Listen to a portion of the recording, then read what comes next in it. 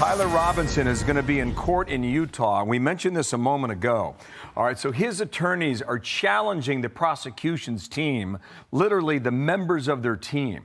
Jessica Shrivels is an investigative reporter, and she joins me outside the courthouse. Thank you for being here, Jessica. Let me just explain this a little bit here, and then I'll let you tell me what the judge is going to do.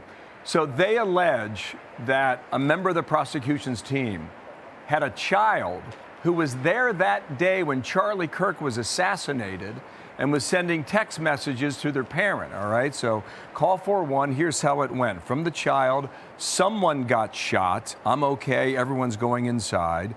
A minute later, Charlie got shot. 7-8 minutes later from the family, did you hear a gunshot or what sounded like a gunshot? From the child, 5 minutes later, I for sure heard it. Everyone started screaming and running. A few people said they saw the shot hit his neck. Not sure. So this is tender stuff here.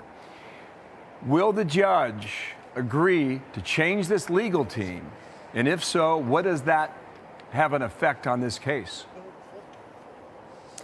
It's really not clear right now what the judge will decide in this case. That's what's going to happen today. There's going to be arguments, the defense and the prosecutors, making their case.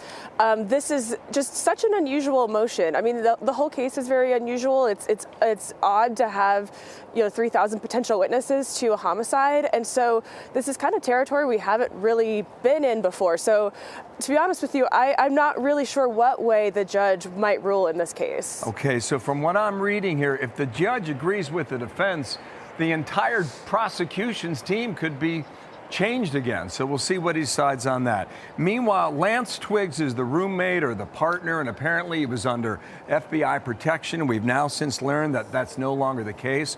But a family member of Lance Twiggs was talking to Newsmax. Here is the interview, and here's what she said. Check that. News Nation, all right? This is News Nation, and watch. Will he still cooperate with the investigation from what you know?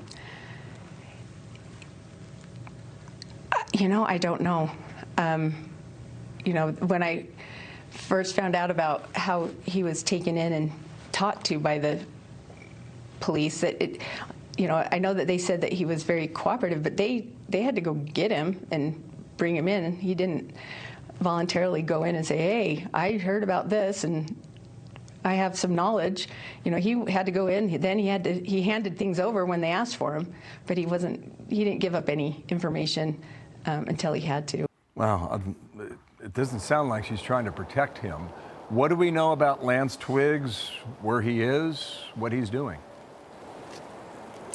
At this point, we really don't know much about Lance Twiggs, don't know really where he is or what he's doing. He's kind of, I don't know where he's gone after this killing, but he hasn't been visible. He hasn't, been in the courthouse or anything like that. In previous hearings, Tyler Robinson's family has been here, but Lance Twiggs hasn't, and I think that's one thing that's still pretty unknown at this point. Yeah, when she said they had to get him, he didn't volunteer.